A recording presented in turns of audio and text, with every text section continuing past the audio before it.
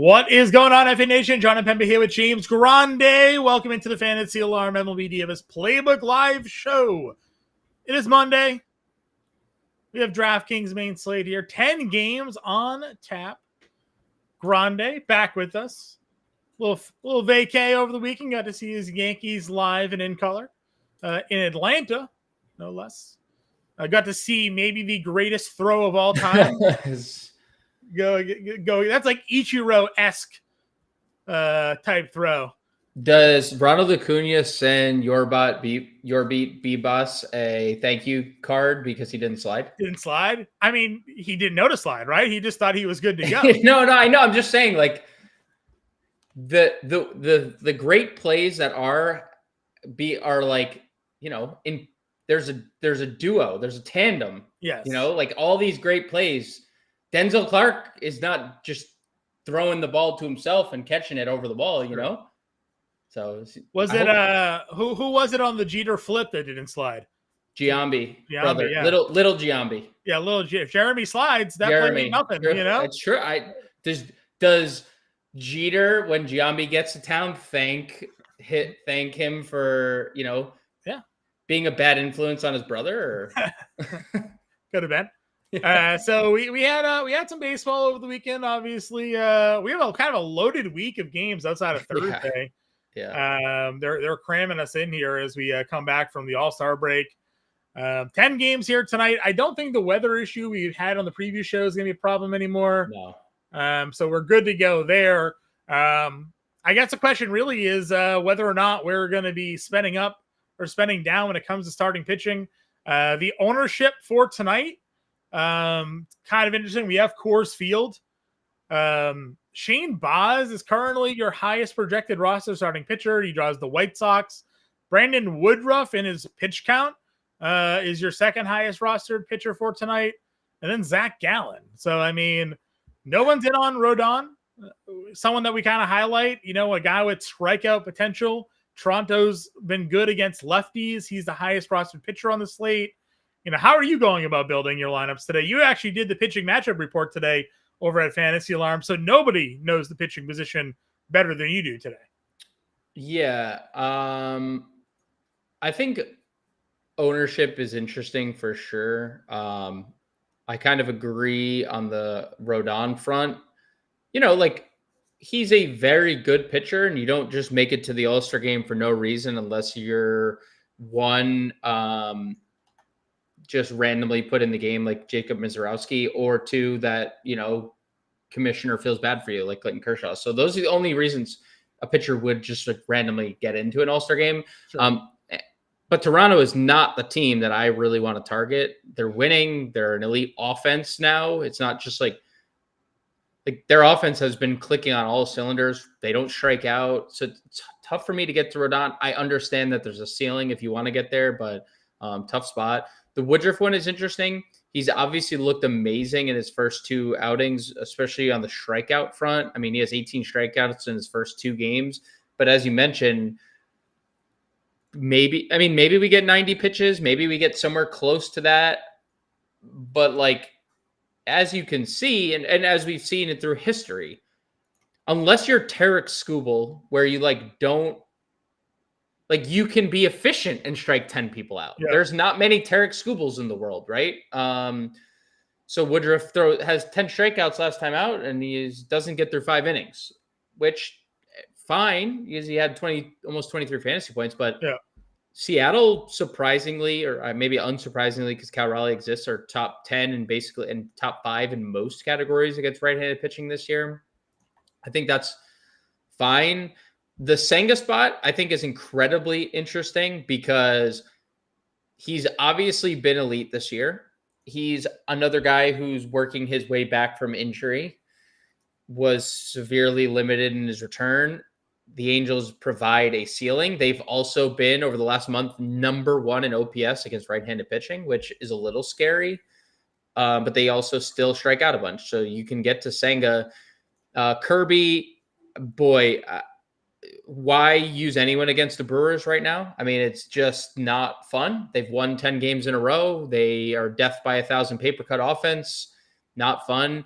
The Boz one is I agree with the ownership. It's a great matchup. I know the White Sox have been, better, but this is the version of Shane Baz, at least in his last handful of starts, that we were getting to start the year, where we kind of eyebrow raiser, like, yeah, right. This was pre Tommy John injury. This was elite prospect guy. Yeah, it's been tough today. Killing me, DraftKings, killing me.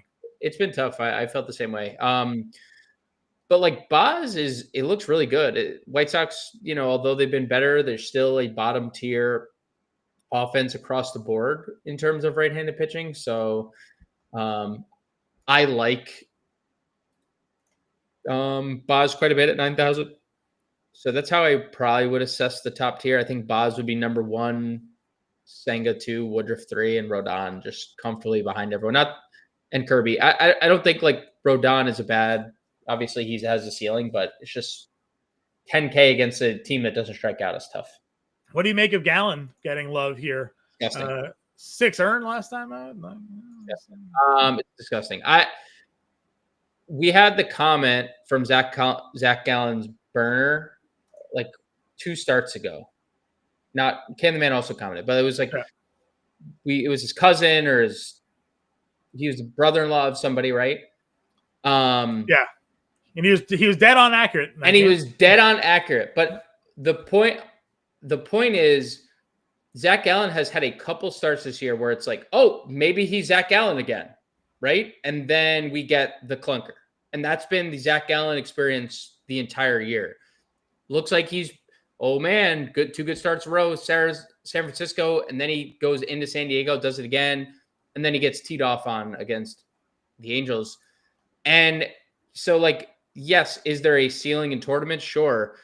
But when you're talking about that ownership for a pitcher that's been this inconsistent, like, not a guy that I'm targeting in cash or single entry, just because that's not what you want in those formats, right? Like in a tournament, like at that ownership too, like I just would rather, dude, I would rather play the other side of the match. I'd rather play Houston in their like severely bummy, crummy lineup that, is obviously without everyone, like just matter of factly, like they're just without everybody. No Jordan still, obviously Pena, Myers, Paredes now on the IL. Like it just hasn't ended. But I'm on the other side of the Zach Gallen experience. It's just, I get it, but it's not it. It's just not it. If you're telling me he's the 3rd highest roster pitcher of the day and he's been this bad, he's one of the worst pitchers in baseball, basically in every category across the board, and that's the ownership we're getting. We're just banking on a pitcher that doesn't exist anymore at that point, right? You're thinking that it's 2023 version of Zach Gallen, and but guys, we're 2 years beyond that. Speaking of pitchers that don't exist anymore, when I did the preview show this morning, it was Jacob deGrom. Yeah, it's Jack Leiter. Jack Leiter. Again, complete love with DraftKings does that to you. You do a whole show, build a lineup, including Jacob deGrom, then they swap Jack Leiter. Jack Leiter, not Jacob deGrom, not the same pitcher. You do have Jacob Lopez, though, on the other side of that matchup. Texas has some bad numbers. I know Jacob Lopez, underlying numbers, also not nothing special. But what are your thoughts here on the value tier at the position today? Yeah, I think the Jacob Lopez numbers are underlying, like, there are some concerns, primarily the fly balls. But if you look since, I think it was, what is the June 5th start? Let's see. Yeah, June 8th. Since June 8th, he has been super dynamite in basically every outing he's pitched in. There's super high strikeout ceiling for Jacob Lopez. We've seen a lot of strikeout upside coming from him. And you mentioned it. Texas is abysmal against left-handed pitching this year. It's all year and it's recent. It hasn't gotten any better. They're 28th or worse in basically every category. 27th or worse, rather, in OPS, ISO, WOBA, and WRC+. They strike out 25% of the time against lefties. And then you shrink that sample to this month only, which obviously isn't the best sample because there was a large gap in the middle of it. Yeah. They are the worst team in baseball against left-handed pitching. And they also have a 29% strikeout rate. So, I'm actively targeting Jacob Lopez. That would be a value play that I'd much rather go to than Zach Gallen. And honestly, I'd be comfortable saying that he's been a better pitcher than Zach Gallen this year. Sure. So not even like, I'm not just like buying into, no, I'm just buying into a guy who's lower owned, who's been better, who's cheaper in a better matchup. So I feel like it's pretty straightforward for me that I would rather just take the ownership discount. To circle back to like Cam the Man's comments, like I would just rather, I guess that's tying it in. I'd rather Lopez than Gallen. I'm not really interested in playing Gallen, so I'm okay with one of those two players. Another guy that we've dogged a lot this year, but he shoved on us last time, was Bryce Elder. 6 2/3 to earn 7 strikeouts against the A's in Sacramento. Did not see that one coming. Has a matchup against San Francisco. Really bad offense. Even Rafael Devers has been a negative WAR player since the trade. Red Sox were right to get him out of the locker room. Bryce Elder here, $6,300 at home against this Giants squad. Would you give him a look? Another like Dr. Jekyll, Mr. Hyde situation, because the 4 starts prior, he'd allowed 7 home runs, hadn't allowed less than 4 runs. It's fine. San Francisco's offense has obviously been atrocious. They're not really hitting for a lot of power. That's been the problem with Elder. Despite being a ground ball pitcher, he allows a lot of home runs. Obviously, a massive park upgrade going from San Francisco to this ballpark. The righties have been a big problem both splits are pretty bad for Elder in terms of, he just has to avoid the home run ball. If he does that, he should be fine. If he doesn't, he's dead in the water. Because in theory, the Giants have a bunch of guys that can hit home runs. They just haven't, right? Like Helio Ramos hits home runs. Rafael Devers hits home runs. Willy Adames has hit more home runs lately. Matt Chapman homered yesterday for the first time, I think, since being back, or maybe like his second home run since being back. So like they do have a bunch of guys that in theory can hit home runs. They just haven't. So if Bryce Elder can dodge the home run, then yeah, he's fine. But that's the question you have to answer. I'm leaning towards he can, but it's the risk you take playing someone like Bryce Elder because he's largely been bad. Sure. Anybody else that you'd pitch here today? I don't have a lot of interest in much else. We had a comment about David Festa. I understand that the Dodgers are coming off a sweep. I do. I really do.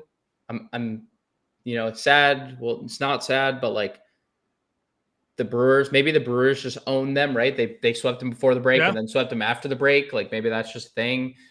I am not going to actively target the Dodgers with the guy who, yes, has good underlying stuff, but there's been kind of an issue with David Festa with home runs, and the Dodgers, although their lineup won't look the same and hasn't really looked the same, there's no Freeman, obviously no Muncy. Man, no. Yeah. No. Anything else? We got Ben Brown as a long reliever. Got him back. Yeah, he's disgusting. The problem with Ben Brown is that they plan on limiting him. Okay. So there's a plan that the Cubs want to start shrinking his innings, and obviously we don't know what that means. Right. But Brazier to open, then Ben Brown for like 3, and then the next guy probably. So like if it's 3 innings, you just can't justify playing Ben Brown at 77, right? So no, I agree. Yeah. I don't have a lot of interest there. Dustin May, I think, he's piggybacking with Shohei. Maybe that's good for Dustin May coming off the outing that he had against San Francisco. Looked great the outing prior against the Royals or against the White Sox, excuse me. So like another guy that's kind of probably like an option, but it's not overly encouraging. If it wasn't Tyler Anderson, I would love the spot. The last time I targeted the Mets with the lefty, they stunk. Yeah. Or that pitch, I forget what pitcher it was. The pitcher stunk. and it was disappointing.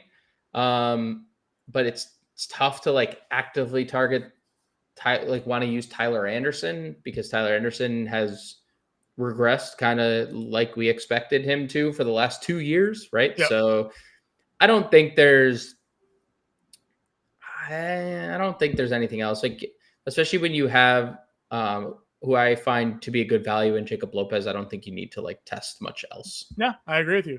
Moving on over to the catcher position. From an ownership perspective tonight, Ivan Herrera. Obviously, we're about to get a bunch of chalky Cardinals. Yes. For today, as they're in cores against Austin Gomber. Herrera not even catching anymore. They're just using him as a DH because his hamstrings are paper mache, so they want to keep him as healthy as they possibly can. Are you spending up for the guy that's a 2-1 chalk play today at the catcher spot? It's funny they say that, and then they're like trying him out in the outfield. Yeah, in practice and stuff. They're like Rafi Devers was fielding grounders at short at one time, so it's true. It's just hilarious that like these teams do this stuff, right? Like they're just like, we're not going to catch you, but do you think you can run around in the outfield? Like, you think that can be good? I watched the Red Sox move Kevin Youkilis to left field one time, and it was an absolute nightmare. He had no coordination to play the outfield. So shout out to Masataka Yoshida, also playing the outfield these days. That wasn't his fault. He was lined up right underneath it. Ivan Herrera, yeah, I mean, he's a good play. He has a 300 ISO against lefties, and his expected ISO is 400 against lefties. So anytime you're talking 300 and 400 ISO, that's usually like, oh, Aaron Judge, right? Yeah. It's like, no, Ivan Herrera. You're like, no, Aaron Judge. Some people can't even trade that guy. It's just like, why would some people want to trade that guy? I don't know why some people would drop that guy to begin with. People can't even move that guy.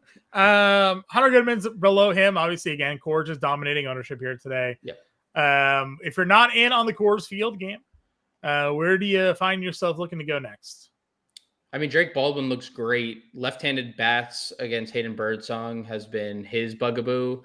Drake Baldwin is very good at the game of baseball, and I expect him sooner rather than later to be the full-time catcher when Sean Murphy is inevitably moved. But yeah, Baldwin looks great, or Ozuna, I guess they could, because then that means they both could play every day. But Baldwin looks great. Definitely like Carson Kelly against Noah Cameron. I think that looks good. Shea Langoliers, 3,800. Dude, the A's offense, it just looks so much better when they're healthy, right? When you I feel like it's been a while since in recent days we've had Jacob Wilson healthy and Langoliers healthy.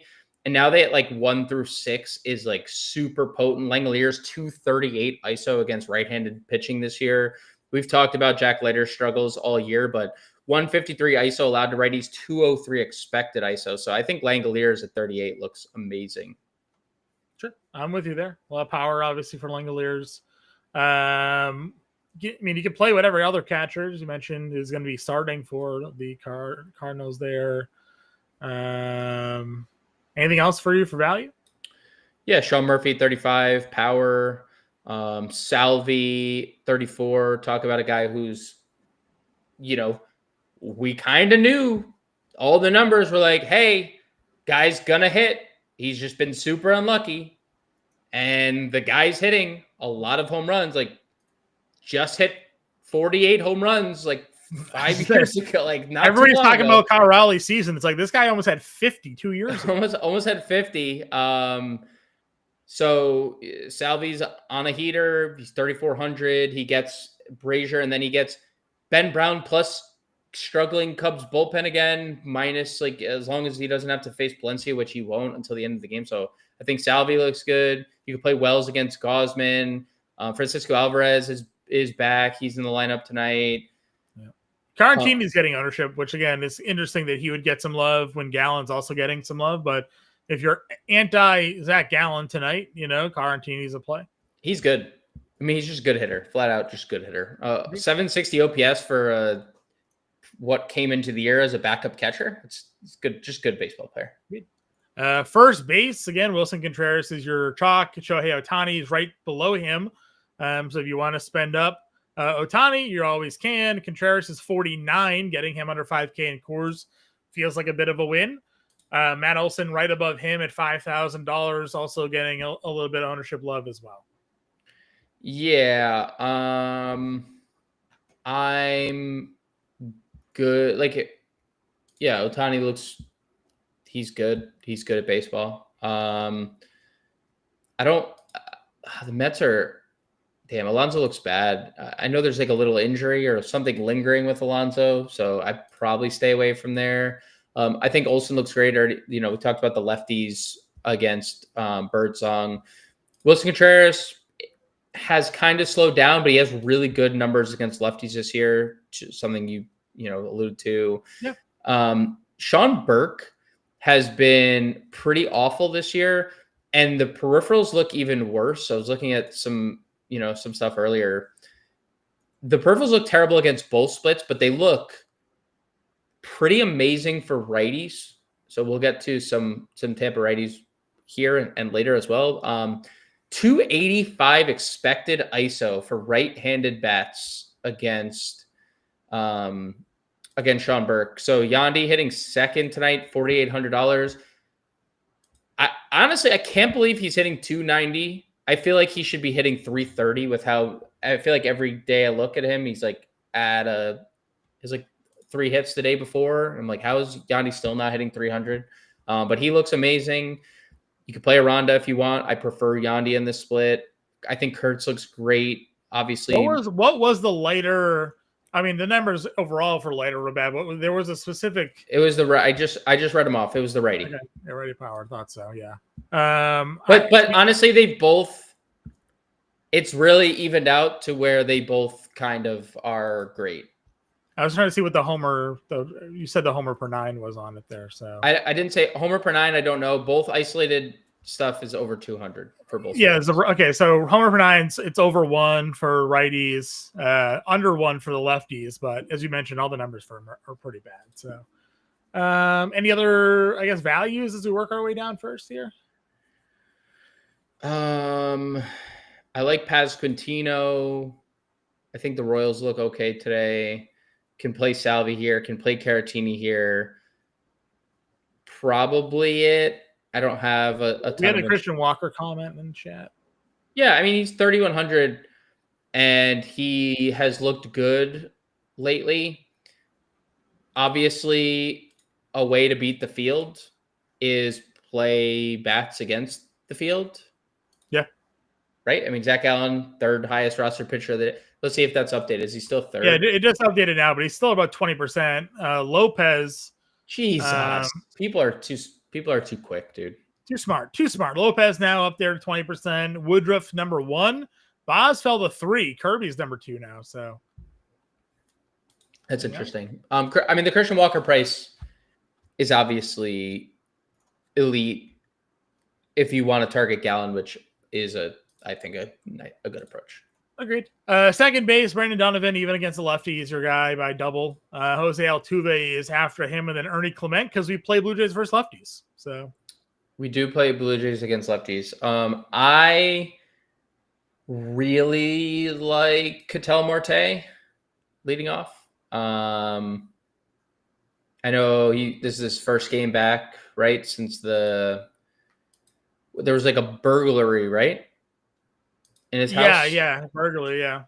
And he wasn't available or whatever. I really like the Diamondbacks in this spot. Colton Gordon's in trouble. They also ranked number 1 against left-handed pitching this year, which is not a surprise, I guess, considering their cast of hitters. But I love Ketel. You could definitely play Donovan. The Cardinals just sent out their lineup. He's leading off, even lefty. And oh boy, the Austin Gomber lefty numbers, like the lefty numbers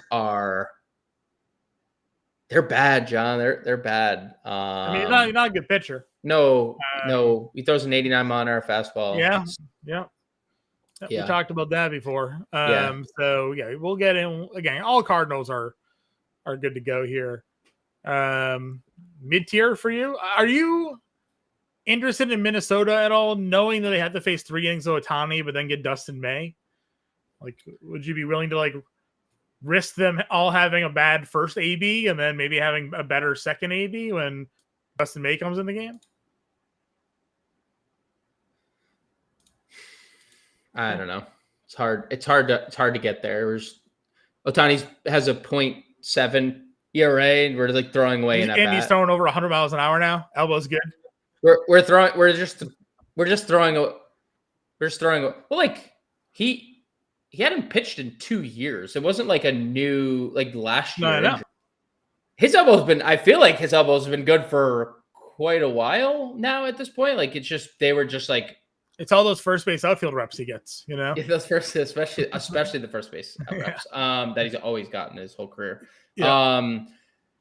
I'm probably not going there, and I think that you're potentially throwing away literally. It is a good price on Willie Castro. It's just you got to face Ohtani for an at bat. But like, let's say, and I'm not saying even the Dodgers bullpen has been like really good, but like.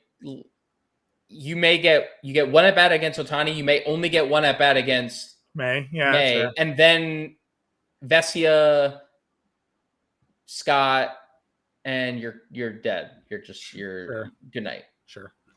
Anything else second for you? I think Nico Horner looks good leading off, $3,700. I watched Ozzie Albies torment the Yankees all weekend, and I could not believe I was there to see the resurrection of Ozzie Albies in person. But all the damage that Ozzie Albies did this weekend was from the left side of the plate, which I think is interesting. That is the split that Hayden Birdsong struggles with tremendously. 275 isolated power allowed to lefties this year. And again, both home runs Albies hit were from the left side this weekend. Like Albies a little bit. Horner, we mentioned. You talked to Clement. He's leading off $3,400. Not like it's a tough spot because it's one of those situations where I don't love using Rodon. I also don't really want to use David Schneider's rocking like a 200 ISO versus lefties. Clement's rocking a 200 ISO versus lefties. Yeah, it's not that I'm not saying like I wouldn't play them. I'm just indifferent about playing them. Like we are the first people to use Ernie Clement when he's facing a lefty. Oh, we're there's a few guys that we just put our stamps on first. It feels like Ernie Clement's really good, but Carlos Rodon is really good. You know, so it's like I feel like there's other values that I would just go to. You like Jonathan India if you're talking.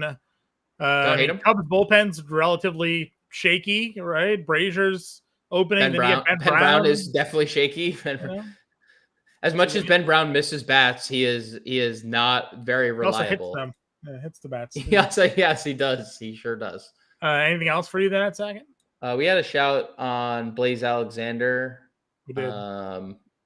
He's fine. I know you're just like reading up on how good Luke Keyshaw has been. He walked 3 times in a game, and he's going to be in the majors like tomorrow or something. Yeah. Good to see Blaze back up. You know. Yep. All right. Third base. Jazz is up at the top from an ownership perspective. Nolan Arenado. Do you find it interesting that Arenado getting the ownership love for a guy that is having one of the worst seasons of his career? I get it's Coors Field. I get it's Gomber, the lefty, and all that stuff. But I mean, we're talking about 230 average with a sub 700 OPS here. For a guy that everybody thought was going to be traded to like a contender this offseason. I'm not surprised. Are you letting the chalk have this one, or are you buying? I am fine if you get there. I'm indifferent about it though, because like there's other third basemen I just would rather use. Like I would rather use Junior Caminero tonight. I think Junior Caminero is live as anyone on the slate to hit a home run tonight with Deshaun Burke's righty splits.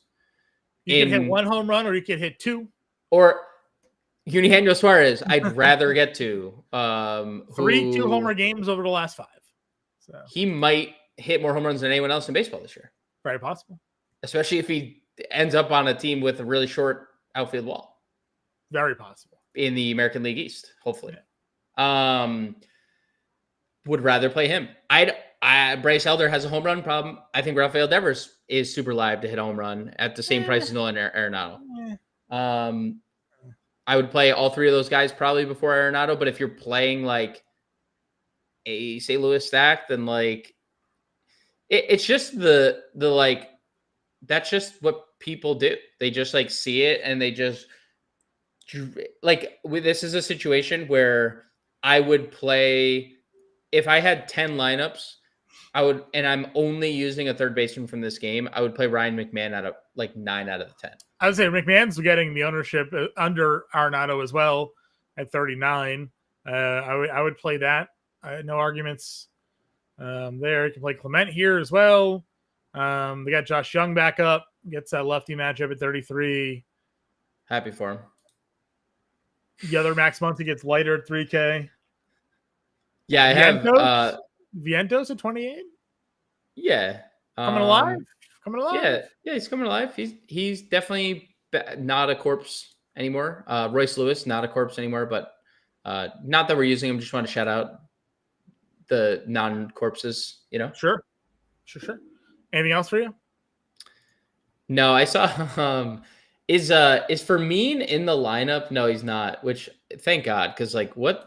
Or actually, I wish he kind of was, because I would love to see why so much of the field was playing Jose Fermin at $4,000, but he's not in the lineup, so we don't have to worry about it. No. Shortstop ownership is again the Coors Field game. Mason Wynn is up over 20%. Ezekiel Tovar, who is still very mispriced, is just 13%.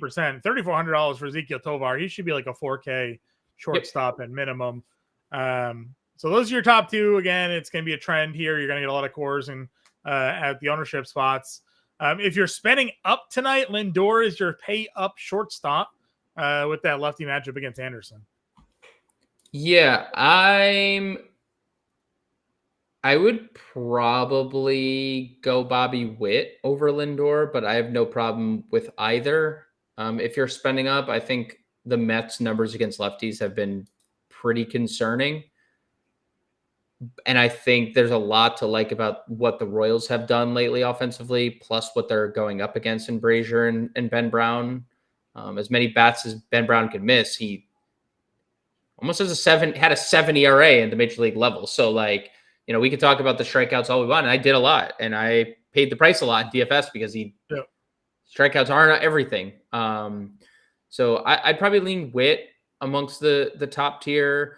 I think I like the A's a lot more now that there's not DeGrom on the mound here. Yeah, I do. Me too. You get a 3% Jacob Wilson. No one's playing the A's today, and it's Jack Leiter. So yeah, and honestly, not like a great bullpen after him. I mean, it's shaky. There's like a couple arms, like Sean Armstrong is good and Garcia's okay, but there's not like a lot to like after Jack Leiter leaves the game. So yeah, I'm with you. I think Jacob Wilson at 4K, finally priced appropriately, like a comfortable price tag. I'm okay with using him near 5K when it's in Sacramento, because that's obviously 100 degrees. Yeah, in 100 degrees. Like that's just obviously the ballpark upgrade. At 4K in Texas, I'm comfortable there. I do like Geraldo Perdomo. Shout out the non-2025 All-Star who's come out bat-ish crazy out of the break. Getting ninth though. John, he has 72 RBIs this year. I know. 9 hits. That is crazy. Geraldo Perdomo is going to clear 100 RBIs with ease this year. And they're not even going to make the playoffs. Going to put up like a VMark stat, or it's like 14 home runs, 111 RBIs, Yeah, you're right. Shout out the GOAT. But Geraldo Perdomo hitting 943 looks great, along with Jacob Wilson. Willie Adames is homering more again. Like that was an issue. It's starting to not be an issue anymore. He is hit, and to like your credit, like going to San Francisco has obviously not been good for him, but he's hit more home runs on the road. He hits home runs against righties. We know that. Bryce Elder is loves serving up home runs, loves to hand them out. So I like that whole little tier. I like Hassan Kim against a righty as well, with the power against Burke. So I like that tier from Geraldo Perdomo down to Kim. I'll throw Win, and Win obviously gets the course bump as well. And we didn't mention, you mentioned Tovar, I didn't. Yeah. But it's a great play. Super The high price- ceiling. Yeah. Like I don't get the price tag. He just has a really high ceiling. He also has a super low floor, but at hitting second, 3,400. McGreevy has been really good against righties this year. For what it's worth, it's like not a big sample. Really bad against lefties. So there's, I like the lefties more, but 3,400 hitting second in cores is hard to come by for a guy who has like 30 home run upside. Sure. Outfield. Again, not to be repetitive, you have your cards, but your highest rostered Cardinal today is Jordan Walker. Don't know if I like that. Yeah, I mean it's not the best in the world. He has an 067 ISO against lefties, 165 expected ISO. Obviously, those are two different numbers. It's over 100 points lower. But a 36% strikeout rate against lefties is terrifying. People spent thousands of dollars on his like rookie cards a few years ago. He's almost out of the league. He's almost going back to AAA. I think maybe hopefully we get like the later resurgence We get the Joe Adell. We get the Joe Adell in a couple years. You know exactly. But yeah, tough look for him. Again, Ohtani is actually your overall highest rostered play, but like no one is spending up on like the rest of the top. Judge is 10%. No one's playing Cunha. No one's playing Buxton. No one's playing Carroll. No one's playing Soto. No one's playing Seiya. Like, what are we doing? What do we do? Are you stacking a Victor Scott, Jordan Walker, like outfield today? Like I don't like that. I don't care for that. Yeah, I mean, Coors Field slates always present you the opportunity to do other things, right? Like there's 10 games. You can always do other stuff. I would absolutely play Aaron Judge in any matchup. I would absolutely play Ronald Acuna tonight. I would absolutely play Corbin Carroll or Juan Soto, given how bad Tyler Anderson is. Did you see the Corbin Carroll stat the other day? Hold on. Let me pull it up here. You can keep talking. I'll find it. Oh, here it is. It was right away. Perfect. In MLB history, only one player has had, over the course of his entire career, a season with 4 multi-homer games and a season with 3 multi-triple games. That one player is Corbin Carroll, and he did it before July of this season. So he's already had 4 games of multi-homers and 3 games with at least 2 triples. He's the only player in MLB history to do it in their career. And he did it here.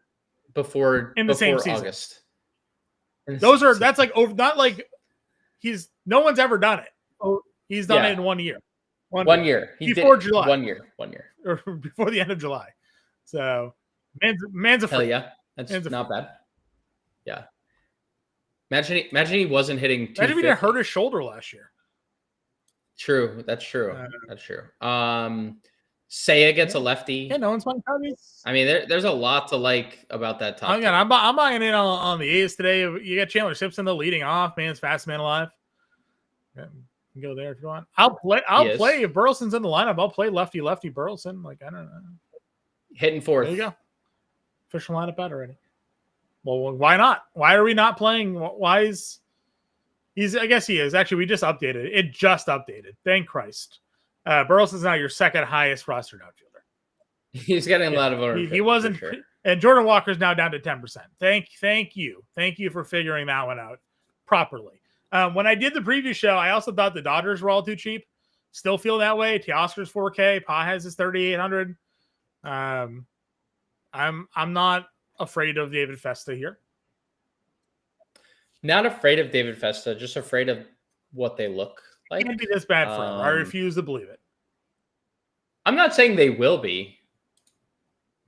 They can be bad.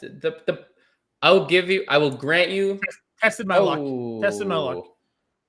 Yeah, it was tough. That was a tough look. I'll talk some bats here. You talk Simpson like that. We didn't mention Ian Happ hitting 5th. I like that 4,600. Love Brent Rooker 4,400. Not totally sure why Brent Rooker's price is dropping when he's homering as often as he's homering, but he is $4,400, and that is quite good to great. So I would play that as well. Christian Yelich 4,500 I think looks great. Helio looks okay at 4,100. Mickey Moniak just kind of been a dog. Talk about another guy. We said Joe Adele. How about Mickey Moniak, man? Guy was #1 overall pick. Yeah, I remember he did this last year. Not for this long though. For a little stretch, and now he is just continuously hitting, like day in, day out type stuff. So he looks great in this spot. Like Moniak 41, Soderstrom's 4K quite a bit. Soderstrom Lourdes 4K against a lefty. That's been a sweet spot for years now. Lourdes against a lefty. Yeah. Jason from the left side, 39. Yeah, he's slumping a little bit. But when he's been getting on, he's been stealing. The power is kind of slacking a little bit. He has like basically all his home runs in 2 games this year. But he has been running a ton. So I'd probably rather get to Grisham of the 2. I think that there's probably a little bit of a little bit more consistency with Trent Grisham than Dominguez, but I'm good with both of them. Even Stanton's been a freaking monster lately. If you want to play Giancarlo, you could play any of those Yankee outfielders. That's sure. Well. I'm good with all of it. Profar's leading off still. Cam Smith 35. Profar lefty, lefties. Lefty. They're gonna lead Cam Smith off again, huh? They let him off yesterday. Might as well. Why wouldn't they? I mean, I'd expect them to lead him off. Exactly. All right, where else do we go in the outfield? Grishik looks really good. 3K. Sure.